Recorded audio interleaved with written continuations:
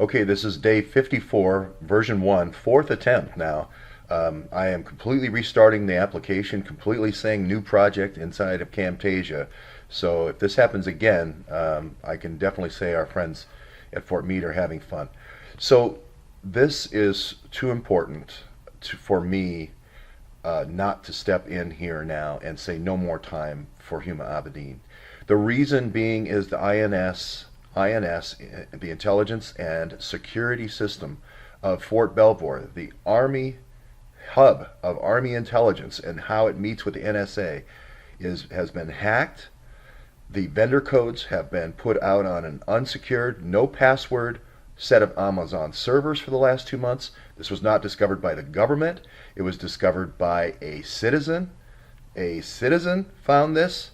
It would still be going on today if a citizen had not reported this hack. I will remind everyone that the INS-COM in Fort Belvoir has all the major Army centers of intelligence around the United States, including Fort Gordon, where we had Reality Winner, where we had those two whistleblowers that Reality Winner became the replacement for.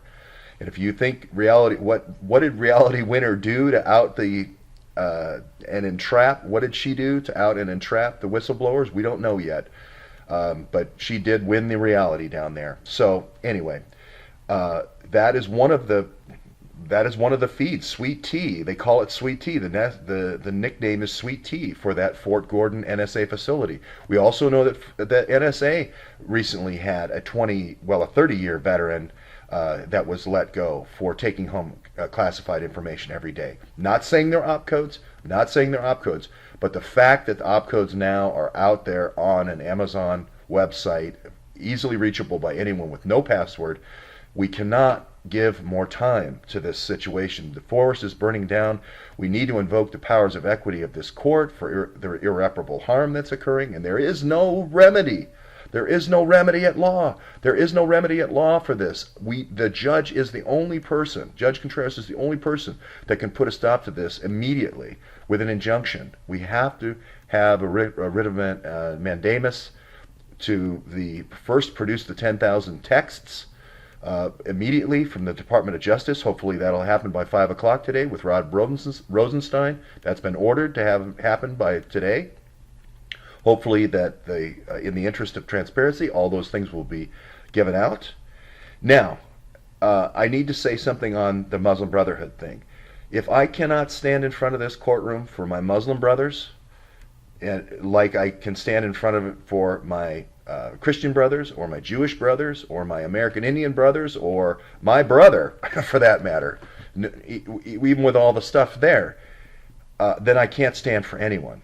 If I can't stand for Dred Scott, if I can't stand for Muhammad in front of that courthouse and not see them like the blind lady of justice is supposed to, not see the color of their skin or their creed or their religion, then I shouldn't be walking in that courthouse. I do have an affinity and admiration for Huma Abedin. I consider her a Muslim sister. I don't want to hurt Huma Abedin. I want her to get out of this horrible nightmare that she's had for the last 20 years. And I believe, even if she was a conduit, I want her to get out of this horrible nightmare. And if she was pressed into this, I want her to get out of this horrible nightmare. I today am a Muslim brother. I'm a brother of all Muslims today, and a brother to all sisters, to all Muslim sisters. I was that man 7 years ago who stood in front of the courthouse in Portland, Oregon, and said, this Andrew McCabe has created, I didn't know it was Andrew McCabe, I said JTTF has created a disaster for American justice. I was the one who stood in front of that courthouse and said, this was an infiltration into our revered FBI. This is fake terrorism, and this is fake law enforcement. I was the one who said that 7 years ago, and I'm not going to start changing my mind now. I will stand for Huma Abedin, even though she may have done something wrong. We're going to find out. She deserves every bit as much right to a fair and free trial as anyone else, and we need to discover those documents. We have no remedy at law for this irreparable harm that is happening to our nation. We need to invoke the powers of equity in this court. I will make that statement to Judge Contreras. I will ask for oral arguments for that. But for right now, I need to file and not give any more time. We need to invoke the equity powers of this court for this irreparable harm. There is no remedy at law. There is no remedy at law. That's why the judge has these equity powers. There is no remedy at law for me to do it. I can't do it through a lawsuit. I have to have those texts released. I have to have those texts released to know the real story. Were those texts going to Hillary? Were they going through certain people that were kind of forced into this conspiracy?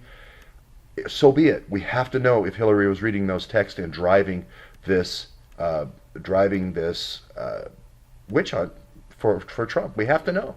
We just have to know.